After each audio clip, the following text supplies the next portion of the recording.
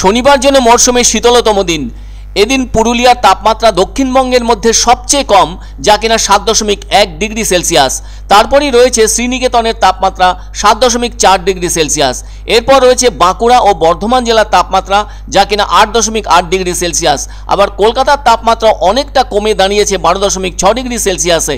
মেদিনীপুর জেলা এবং দমদমের তাপমাত্রা 11 ডিগ্রি সেলসিয়াস হয়েছে। ডায়মন্ড হারবারের তাপমাত্রা এদিন সর্বনিম্ন 11.5 ডিগ্রি সেলসিয়াস রয়েছে। তবে রবিবারও তাপমাত্রা এই রাজ্যে কম থাকবে। আবার 16 ও 17 জানুয়ারি দক্ষিণবঙ্গের পূর্ব মেদিনীপুর, নদিয়া, পূর্ব বর্ধমান, দক্ষিণ 24 পরগনা, হাওড়া ও হুগলিতে বিক্ষিপ্ত বৃষ্টির সম্ভাবনা। সেই সঙ্গে 18 জানুয়ারি রাজ্যের প্রায় সবকটি জেলাতেই বৃষ্টির সম্ভাবনার কথা জানিয়েছে আলিপুর আবহাওয়া দপ্তর। অন্যদিকে রবিবার সে কারণে পুরুলিয়া ও বর্ধমানের কয়েকটি জায়গায় শৈত্যপ্রবাহের সম্ভাবনা। উত্তরবঙ্গে উত্তর ও দক্ষিণ দিনাজপুর, মালদা, কোচবিহার এবং দার্জিলিং জেলায় কুয়াশার সম্ভাবনা রয়েছে বলে আলিপুর আবহাওয়া দপ্তর থেকে জানানো হয়েছে। সকালের প্রথম দিকে সাধারণত ভোর 3টে থেকে ভোর 4টের মধ্যে তাপমাত্রা তার সর্বনিম্ন বিন্দুতে নেমে যায়, আর সে সময়ের মধ্যে সূর্যালোকের অভাব বিশ্বকে শীতল হতে দেয়, ফলে ঠান্ডা তাপমাত্রাও লক্ষিত হয়। বলতেই হয় মেরু এবং নাতিশীতোষ্ণ জলবায়ুতে শীতকাল হলো বছরের শীতলতম ঋতু। সূর্য উত্তর গোলার্ধ থেকে সরে দক্ষিণ গোলার্ধে যায়, আবার একইভাবে দক্ষিণ গোলার্ধ থেকে সরে উত্তর গোলার্ধে আসে, যার ফলে এক সময় উত্তর গোলার্ধে শীতকাল অনুভূত হয়, আবার এক সময় দক্ষিণ গোলার্ধে শীতকাল অনুভূত হয়। একজন পর্যবেক্ষকের মতে গরমের সময়ের তুলনায় শীতকাল জুড়ে সূর্যের আকাশের সর্বোচ্চ যে উচ্চতা সেটা কম থাকে। আসলে সমগ্র বাংলায় শীতকাল কুয়াশা মাখা শীতের ঋতু। এ সময় সবকিছু জরাজীর্ণ মনে হয়। বেশিরভাগ সময় ধরে আকাশ মেঘমুক্ত থাকে, আর শীত মানেই পিঠে পুলির মাস। বিশেষত এই পৌষ মাস সোমবার পর্যন্ত দক্ষিণবঙ্গে থাকবে শুষ্ক আবহাওয়া, আর উত্তরবঙ্গের মধ্যে দার্জিলিং ও কালিম্পংয়ে হালকা বৃষ্টির সম্ভাবনা আছে। এদিন অবশ্য কলকাতায় শরীর কাঁপানো ঠান্ডা বিরাজ করছে। এখানকার তাপমাত্রা নামলো 12 ডিগ্রির ঘরে। পশ্চিম ভারত থেকে পূর্ব ভারতের বিহার পর্যন্ত শৈত্যপ্রবাহের সতর্কতা জারি করা হয়েছে।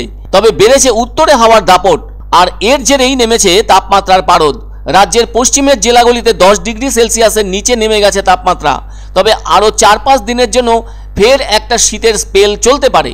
আগামী বুধ ও বৃহস্পতিবার উত্তরবঙ্গের সবকটি জেলায় মাঝারি থেকে হালকা বৃষ্টিপাতের সম্ভাবনা থাকছে বলে জানিয়েছে আলিপুর আবহাওয়া দপ্তর।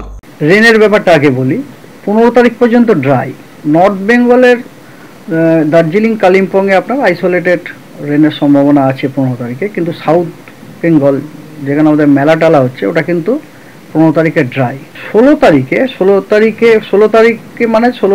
সকাল 8:30 থেকে 17 তারিখ সকাল 8:30 পর্যন্ত। 16 তারিখে কিন্তু আমরা যে আগে বলেছিলাম আর কি, আইসোলেটেড রেনের সম্ভাবনা আছে আপনার সাব হিমালয়ান ওয়েস্ট বেঙ্গলের কয়েকটি জেলা, যেমন আপনাকে বলছি দক্ষিণ 24 পরগনা, আর আপনার কি বলে ইস্ট মেদিনীপুরে। আপনার ওটা যে আইসোলেটেড মানে হচ্ছে যতটা এরিয়া তার 25% থেকে বেশি এরিয়া নয়, কভার করবে না।